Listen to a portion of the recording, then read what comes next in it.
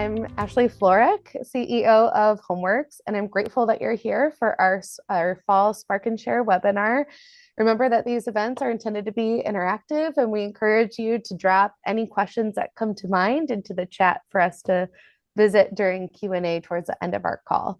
I'm excited to share that our new Director of Development, Robbie Hamilton, is with us today, and we'll be monitoring the chat for comments and questions. And with that, Robbie, I'll turn it over to you for an introduction.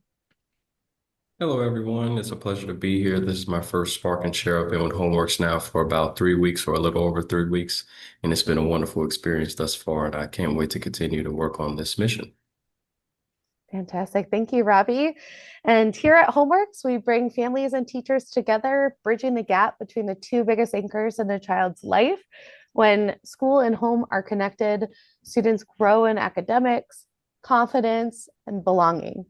We operate with the working definition of family engagement as a set of behaviors that families and caregivers intentionally and continuously practice that positively impact a child's learning at home and academic success at school. Family engagement doesn't happen in a vacuum, as we know, nor does it happen without its struggles and hard times. Here in St. Louis, the May tornado was a stark reminder of that. Families lost their homes, with some having to relocate away from schools they had been a part of for years. Schools are facing unexpected enrollment increases as a result, stretching staff who were already at capacity. All of this landed in an education ecosystem that was already strained. While that tornado was local, these pressures are not unique to St. Louis. Across the country, schools and families face natural disasters, housing instability, and economic stress. These moments test the bridge between home and school and show how essential it is. That's why we're here to explore what it looks like to turn those perceived barriers into engagement into opportunities to strengthen the connection between school and home during challenging times. And as I introduce our panelists for today, I also encourage you to note in the chat some recent obstacles to family engagement that you've faced, whether in your personal or professional lives, and we'll revisit that later in our discussion today. So joining us are two esteemed leaders in the family engagement space, Diana Suarez from Coaction Collective and Karen Rice from SchoolHouse Connection. As a founding partner of Coaction Collective, Diana helps education agencies, nonprofits, and philanthropy co-design strategies that center students and families. She is known for leading collaborative planning processes that honor community voice, spark new partnerships, and drive meaningful change. Karen Rice is a senior manager of education initiatives on the K-12 team at SchoolHouse Connection, where she focuses on supporting school district liaisons and state coordinators. Karen provides professional development and practical assistance on the McKinney-Vento Homeless Assistance Act and best practices for implementation. Diana and Karen, thank you both for joining us today. Thanks, Ashley.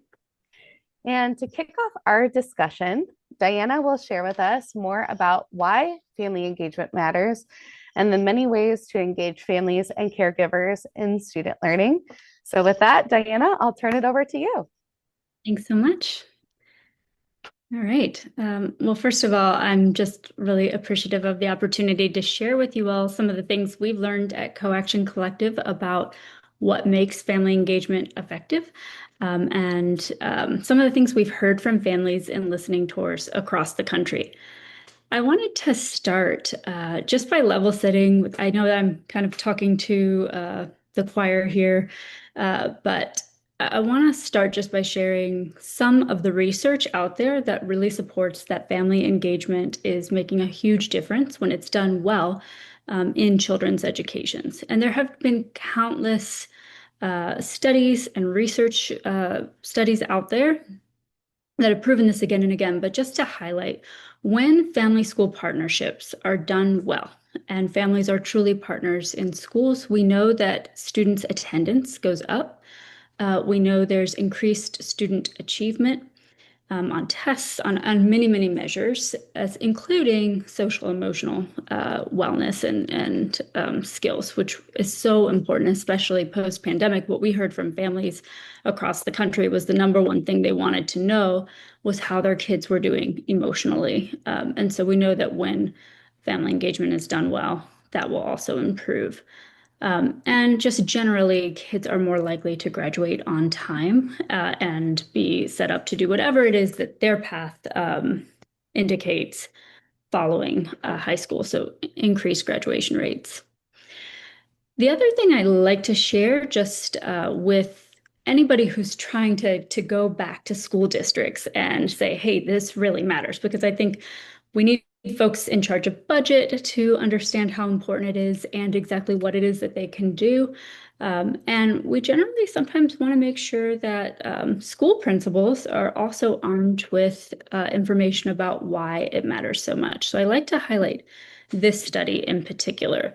We call this the Chicago study. It was particularly fascinating because of the size and scope of it. So it was out of Chicago. They were trying to really understand what makes a school that is in trying to improve, what makes it successful or not.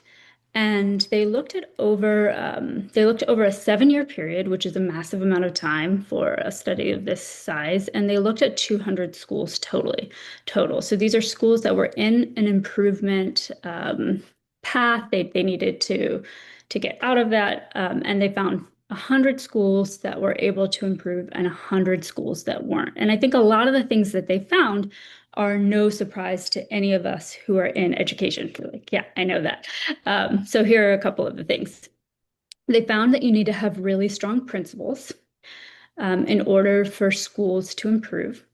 They found that teachers needed to be great. You had to have great teachers. No surprise to any of us here. You needed a safe and orderly environment in the school, and you needed strong curriculum. But the thing we at Coaction Collective find really fascinating about this was that family engagement was one of the 5 things that needed to be done really well. And if a school wasn't successful at one of these elements, their chances of improvement dropped to 10% from roughly 40%. So family engagement, what this found, it's not nice to have, it's absolutely necessary to have, particularly in schools that we are struggling. They must have it, or else the chance of actually turning it around is going to significantly drop. So we like to share that also just when principals are thinking about where to allocate their funds and their teachers' PD time, all of those things, they need to really have this in mind as they make those choices. I'm very briefly going to touch on the dual capacity framework, and then I just want to share with you all some of the things we've heard from families in our listening tours. We base all of our work on a couple of things, but we do like to return to the dual capacity framework by Dr. Karen Mapp at Harvard. It is a nationally recognized framework. I'm sure many of you have taken a look at it, but I just want to highlight a couple of things in what looks like a sort of complicated overview. It's very well researched. The thing that we find very helpful is how well Dr. Mapp lays out the challenge to strong family engagement. I think this is something that those of us in the field and working in schools probably recognize, but it's nice to see it just laid out for us. Educators often haven't had great examples of family engagement. I know when I was a teacher in DC, I didn't get any training on family engagement. This wasn't something that was given to me. So they're not getting examples, they're not being trained, and it starts to lead to some deficit mindsets. And then on the other side of that, families, because teachers haven't really seen great examples and haven't been trained, don't have a lot of examples of experiencing great family engagement, which can lead to a really negative outlook on schools. So this is something we really want to pay attention to. And I'm sure you all are going to be able to name many, many, many of the barriers, and some of them may be similar to these challenges outlined by the dual capacity framework. The ultimate problem with families not getting great family engagement is that they start to feel disrespected or undervalued, especially if they didn't have a great experience themselves in school as children. And very briefly, before I move to our own learning out in the field, I also want to point out what Dr. Mapp points to here, which is the diverse family roles that families do play in their child's education. So everything, whenever we think about removing barriers at Coaction Collective, we think about these roles that families play in their child's education. And I'm going to break them out for you real quickly. We in schools want to remove barriers to families being able to support their children's education at home, to being able to monitor their progress. So I need to know where to look and I need to know what it means in order to monitor my child's progress. And that changes over time. So my first grader versus my high schooler, these are really, really different needs for the parent, right? We need families to be able to encourage their children. So they need to feel that they are also encouraged. There's just so much there for how families feel towards the school and their ability to encourage their children. They have to model good academic behaviors, which for a first grader could mean reading at night with your child. And later in high school, it might just mean showing them a good, clean workspace for studying. They need to be able to advocate, which means they need to know who to advocate to and how to do that safely, especially right now. We hear a lot of families, particularly in Latino communities, sharing in our listening tours that they're really uncomfortable advocating right now, particularly if that would mean coming to the school themselves. So we are losing the voices of families when they feel this fear to advocate. And finally, a really strong family-school partnership involves co-creation, and that is families and educators, both with their expertise, supporting the school community. I know I'm up against the time, but I did also want to share a couple of things about what we have heard from families across the country. We ask families about those 6 roles. We ask them to share with us what is going well and what is challenging. I'm not going to read all of these quotes to you, but I want to point out a couple of things. When we think about how families monitor progress, there are a couple of moments that are really important. It's when kids move on to middle school. It's when they're hitting that 3rd grade year where we know that those reading scores have to be at a certain level. It will really, really indicate success. And it's making sure that they are ready to graduate. And how we help families to monitor that progress makes a big difference. A lot of schools have Infinite Campus. A lot of you might, or other sort of communication apps. One of the things we hear again and again from families is that it's actually very confusing for them if they don't get lessons in how to understand what they're seeing. So you might be able to see that you have a missing assignment, but it doesn't necessarily mean that you know how to support your child at home. So how we might help them monitor progress really matters. The other thing we know for sure is that to make families are very, very focused on how well the school makes them feel trust and how well the school makes them feel welcome. And we need to be able to do that across difference. We need to be able to do that across politics. We need to be able to do that for every student and family that walks into our school. And what this quote just really always strikes me that families say we want to help our kids. And we hear this again and again in listening tours across the country. We just don't always know how, and we don't know if we're actually welcome to do that. So we need to find ways to show families you are welcome to come in and advocate to us, even if it makes us a little uncomfortable, even if it might not be an easy win for us. We welcome it. And finally, I just don't think you can overstate communication. And I want to highlight here that what families are talking about when they say they want strong communication is not a million robocalls. It is not, in fact, they hate the robocalls, or they hear that everywhere. It's not their favorite thing. I know they're necessary. And it's not a list of just events. It's one-to-one information about their child. That's what actually builds trust. It's why when any of you who have children yourselves, when you go to the school, who do you want to talk to? You want to talk to the person who knows your child well. And we need to be thinking about how we make sure every family, whether they speak English, whether they're comfortable in our school building, how do we make sure that we are able to open communication that is two-way? And as this parent says here, that is proactive, meaning it's not after the fact. How do we make sure that we're doing that? And there are lots of solutions there. I'll just close with this little bit of research from Learning Heroes. I think this is fascinating. They looked all across the country. We know we need to build trust with families. Everybody's told us this. We hear it across many, many studies. They asked parents, teachers, and principals, what makes families feel trust? And across the board, they all agreed, making sure families feel heard and valued is what is going to lead to trust. It's the most important element. So I think that leads us back to making sure we listen well, making sure we're actually thinking about what it means and not jumping back to our own conclusions when we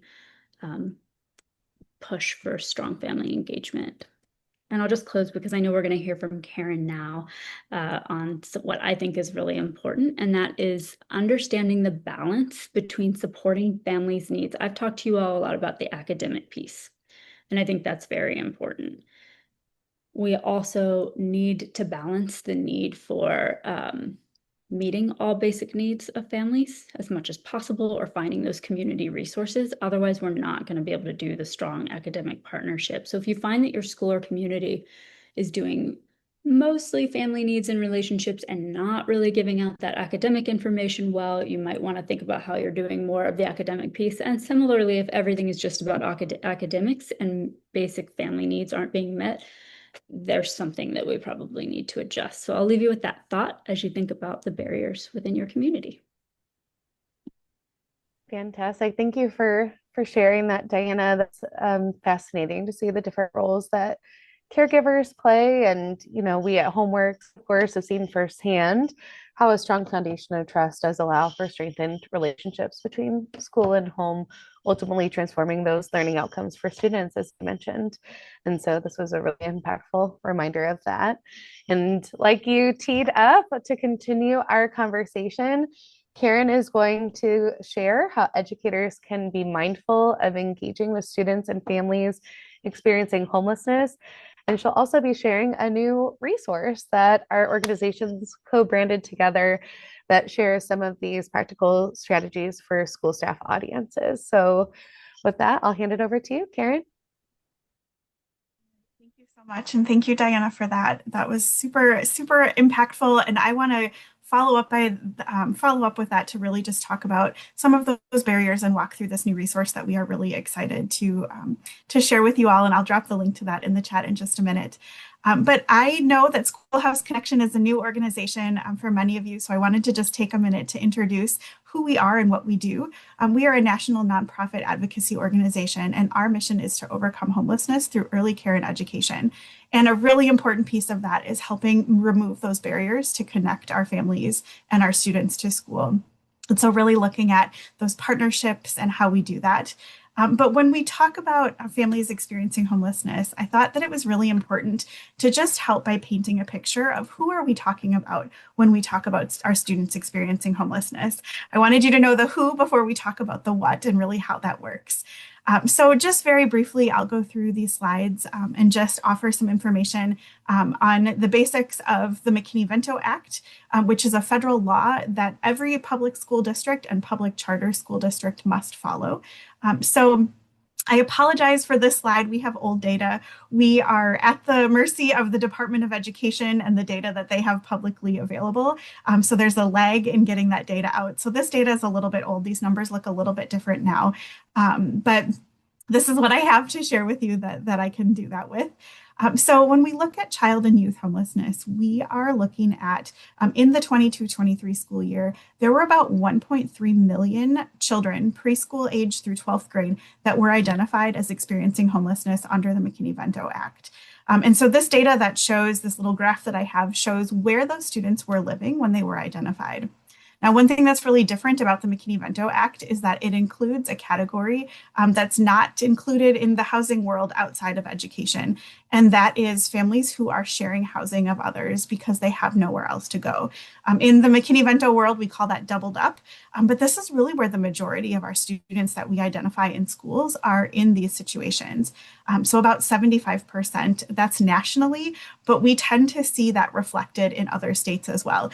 So sometimes it's a little bit lower, a little bit higher, but it's always right around that 75% mark of where our students are staying. So I mentioned the McKinney-Vento Homeless Assistance Act and just wanted to set some context very briefly for this. This, again, is a federal law that was originally passed in the 1980s by McKinney and Vento, the two policymakers that worked on this. It was re-updated again in 2015. And essentially, what's most important to know about this is that the goal of the McKinney-Vento Act is to make sure that we are identifying children and youth who are experiencing homelessness, we are getting them in school, and then we are providing them with the support that they need to be successful in school, whether that's with academics, whether that's with family engagement, whether that's meeting those basic needs, whatever is going on that's providing barriers and causing barriers for our children and youth to access their education. This act allows us to help remove those barriers and to really make that difference for our students. I do want to just say that one question that we get all the time at Schoolhouse Connection right now is, with some of the different things happening at the federal law, what does this mean for McKinney-Vento? And so we just like to preface by saying McKinney-Vento is still in effect. There is nothing that has superseded what the federal law requires schools to do. So we are business as usual when it comes to supporting our students experiencing homelessness. Now, every public school and public charter school is required to have someone designated in the role of the McKinney-Vento liaison. It looks really different across schools, across the country, in different size schools, in rural, suburban, and urban. There might be one person who wears 4 different hats in their school district that is in this role. It might be a whole team of people full-time focusing on their students. It looks really different, but it's a requirement in every public school and every public charter school. And they have some really specific job responsibilities that they are required to ensure happen in their school district. The first and most important is identifying those children and youth. We can't support our students, we can't remove those barriers, and we can't engage with our families if we're not identifying them and we don't know who they are. We're also required to do some different trainings and then also making those referrals to our partners in the community. I always say that people in schools do so much, but they can't do everything. They can't provide dental care for a student. And so those partnerships in the community are really important to help with some of those basic needs that may be causing those barriers to attending school and participating and being engaged in education. So just really quickly, I want to talk about the definition that we look at. So anytime we're looking at our students experiencing homelessness and we're thinking about identifying these students, this is what the McKinney-Vento law says. So again, it's a little different if you're familiar with the housing world. This is our education space definition, and so this is what we use in our schools. That anytime we're talking about a child or youth experiencing homelessness, we're looking at, does that child or youth lack fixed, regular, and adequate nighttime residence? We want to know if they can go to the same place every night and sleep somewhere that's safe and sufficient to meet all of the needs that those students have. So when we look at who's eligible in this fixed, regular, and adequate perspective that we use, we are looking at, is our students sharing the housing of someone else because they have nowhere else to go? Maybe they lost their housing or they were unable to continue to afford their housing. Maybe there was a natural disaster that destroyed their housing. I know for you all in Missouri, that was really a big factor with the tornadoes that went through, and it impacted a lot of families that lost housing. We also look at our children and youth who are living in motels, hotels, trailer parks, or camping grounds due to a lack of alternative adequate accommodations, those who are in shelters, and then those who are staying in places that are not actually designed to be places where people stay. So cars, parks, abandoned buildings, substandard housing, and thinking about, do our students have access to electricity, to running water? Are they facing those barriers that are also impacting their education and their ability to engage and their parents to engage and their caregivers to engage in school? I also wanted to just talk for a second about our unaccompanied homeless youth, because this is a really important group that's often overlooked, particularly around the idea of family engagement, because we're not always sure how to remove barriers for our students who are youth on their own. So under McKinney-Vento, the definition of an unaccompanied homeless youth is a child or youth that, again, meets that definition of lacking fixed, regular, and adequate nighttime residence, but is also not in the physical custody of a parent or a legal guardian. So what this looks like is maybe a student who's sleeping on the couch of another relative's at their house, or sleeping on the couch of a friend's house, or a child who's moving around between different living situations. And an unaccompanied youth can be a child of any age. So when we think about how to engage with these families and these youth, it might be that we're engaging with that caregiver, that maybe that parent is not involved or not around. And so we need to think about who are those adults that we can also connect with, and what barriers can we remove to get our caregivers to school and help them to be engaged and connected to their child's education.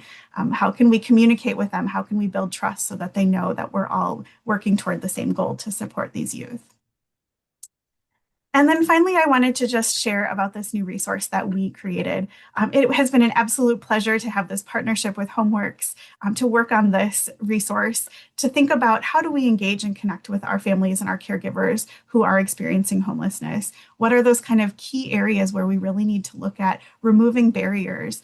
We know that if our families are connected, as Diana talked about, that's going to support their academics. That's going to support what's happening at home, and how families are reading with their children, or they're looking at grades, or they're providing that space for homework. And so I just want to say that the McKinney-Vento Act requires us to figure this out. It requires us to make sure that parents and guardians, and caregivers and families have information about those opportunities to engage and participate in that child's education. So in this resource, we walk through a number of different pieces that include building trust and maintaining communication, meeting families where they are. Maybe doing a home visit is not the best thing for a child or youth who is staying in someone else's residence, but maybe we can meet at a library, or maybe we can meet in the community, and just kind of offering some strategies around what that could look like. We also address in this resource providing clear information on those resources and what rights exist, particularly under McKinney-Vento. And again, that partnership and collaboration with our community resources. How do we meet those needs? How do we remove those barriers for engagement by collaborating with others in the community?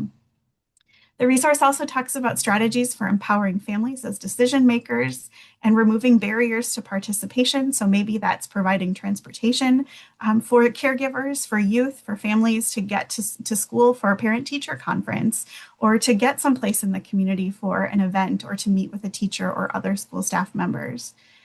We also address supporting attendance through engagement, and what an important piece of attendance that family engagement is. And just as Diana talked about, emphasizing that it makes such a difference in the attendance of our students. And then also leveraging funding and resources, because we know that funding is a concern across the board for all schools, and we're all navigating how do we do all of these things and what funding options are available.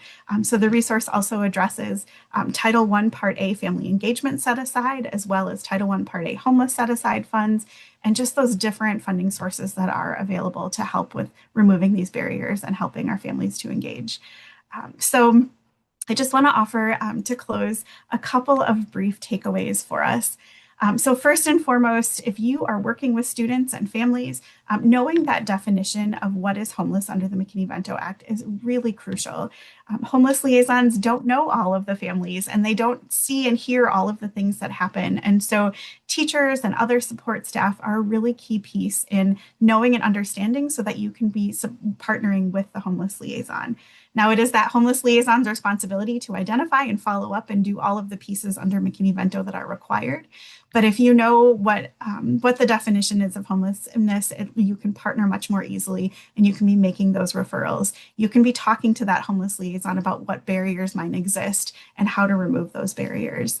And then using the strategies that we've outlined in the resource, of course, to engage our families experiencing homelessness. With that, Ashley, I will turn it back over to you. Fantastic. Thank you so much for sharing, Karen.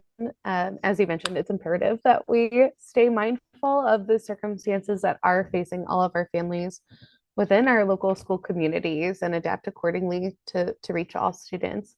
So whether that's recognizing when families are experiencing difficult times or are non-native English speakers doing their best navigating communication with school staff or are otherwise experiencing barriers to engagement, hopefully these discussions that we're having can help to complement that awareness with those practical strategies that you shared.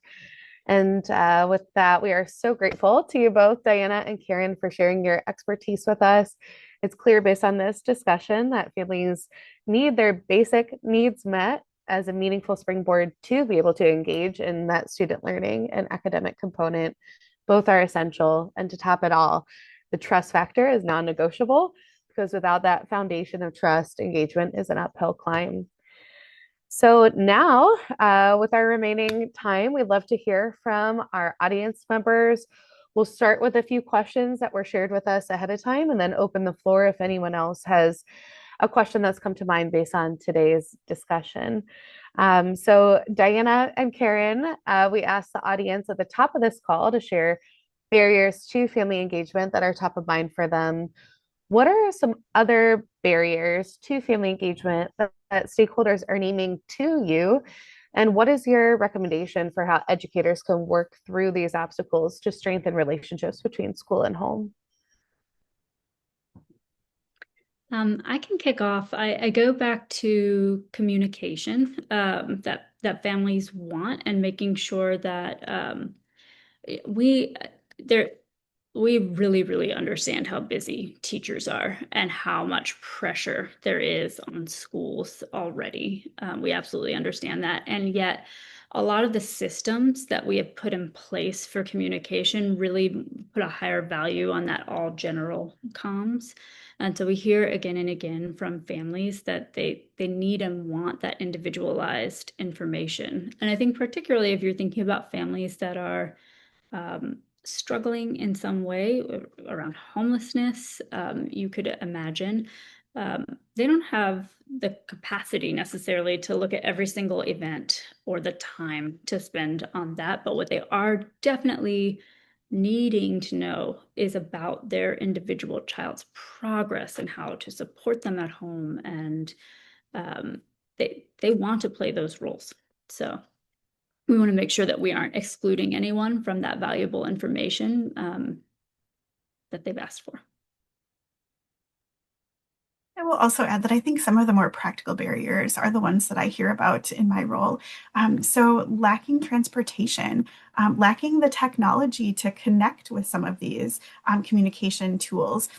So families who don't have access to computers or they don't have access to phones, so they can't even receive that communication. If they're in a shelter, for example, and there's not even a space where they could privately take a phone call with a teacher, some of those just different really practical barriers are what I hear about. And what is so important about the McKinney-Vento Act is it really gives us space to remove those barriers. So we can provide transportation to get our families and our students to school for different things or to community events. We can use our funds and our resources and our collaboration in the community to provide technology, to offer opportunities to walk through how do we use these communication tools. But more importantly, here's a device or here's a phone. Here's a way to actually receive that information. And so I think some of those kind of really practical things of where do we go to make sure that they have what they need and kind of that basic, as Diana talked about, those basic needs to really be able to do that engagement. No, Sorry, you reminded me of another thing we hear a lot, both from teachers and parents. Parents lose access to their whatever communication platform the school has every time they change a phone number. So you might be receiving your child's information, and then if your phone number changes, which we know lots of families for many reasons are changing phone numbers frequently, they completely miss that. And so I think that's something we need to pressure those communication platforms on, that there needs to be an easier way for families to continue to get into their child's information without it necessarily being tied to a phone number. And since districts have the money, we encourage them to put that pressure on. Yeah, definitely. And looping back to what you were saying as well, Karen, about transportation, that is one of the items that Homeworks recommends that schools make available to families to be able to engage in school-based events. So for all of our partnerships with schools, we do offer a transportation stipend, also stipends for interpretive services in case families are not native English speakers. I know Anna just recently hosted a back to school dinner at Fairview, and that was one of the resources that was utilized in terms of making sure that we could translate the information that was being shared with all families on the fly. So thank you both for sharing some practical strategies on that front that we can incorporate. And another question that comes to mind is just given both of your expertise in this space and engagement in the engagement space, what are some trends that you're seeing with regards to family engagement, and how are you seeing this practice evolving?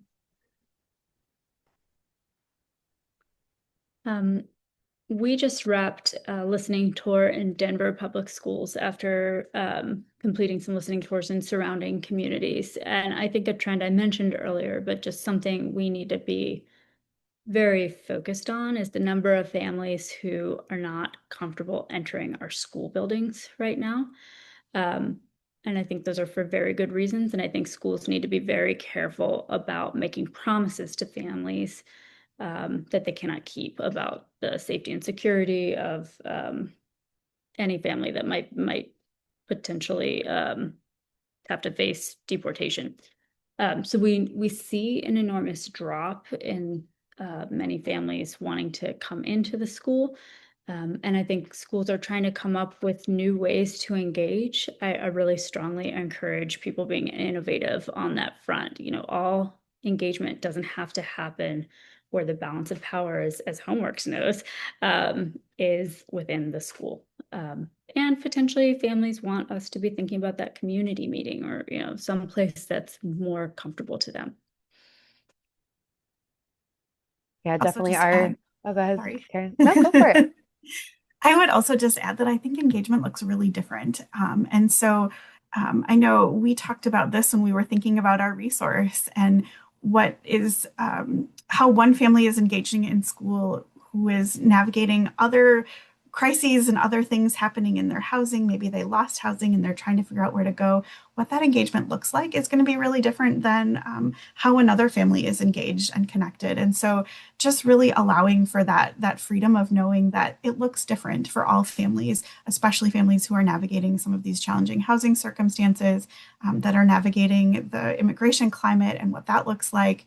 And so providing space and grace, I think, is important for that piece of maybe they're not showing up to school. Maybe we go to them. Maybe we figure out how to make that feel safe. If I'm doing a home visit, maybe I need to call ahead of time and let them know who I am and what I'm driving and what I'm going to look like when I show up and how they can know that it's me so I can help them to feel safe. And so just kind of providing those different options, knowing that engagement looks really different for families that are in different situations. Definitely. And just to reiterate what both of you are saying as well, our definition of a home visit here at Homeworks is fairly broad. And so, obviously a traditional home visit would take place at a student's home, but especially for families where they might not be comfortable inviting educators into their home or might otherwise be experiencing transition, like we've talked about earlier in the call. A community visit that still qualifies as a home visit in our eyes. Some meeting in the park or at a library or a local, hangout spot that's popular within the community. In some of our rural areas, there aren't really those community meeting spots. And for families who might be experiencing homelessness or, again, just don't have that level of comfort, we also recommend designating a room outside of the classroom for home visits. So that way it takes away that imbalance of power, like you were talking about earlier.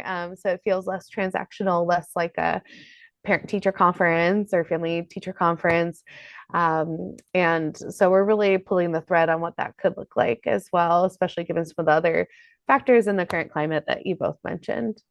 And so I know with our last 5 minutes, I will create some space to open it up to the broader audience in case there are any questions that today's discussion has sparked for you.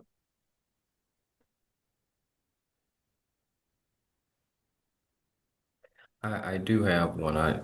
Based on today's discussion, I'd like to add the question into the mix of what does it look like when a family truly feels welcomed into the school community? It's a great question. In our listening, families identify knowing exactly who to go to in the building for the questions that they have, that they feel no discomfort raising anything they want to raise. You'd be surprised how many families, no matter where they are on the socioeconomic ladder, will say, I don't feel like me giving input is welcome, or that they're so busy, I don't feel like I should bother them with my concern. And so making sure that families truly feel like they're going to be met with a smile when they walk in the door, and that they have someone to advocate to work with on removing barriers, I think is the number one way a school can look like a welcoming school. I would just add that I think homeless liaisons in our school districts really provide an important piece to that. And I know for many of our families experiencing homelessness, that's their first point of contact. That's who they go to when they have questions or needs, or they're not sure what's going on, or they need help with removing barriers, or they're facing a barrier and they're not sure what that could look like.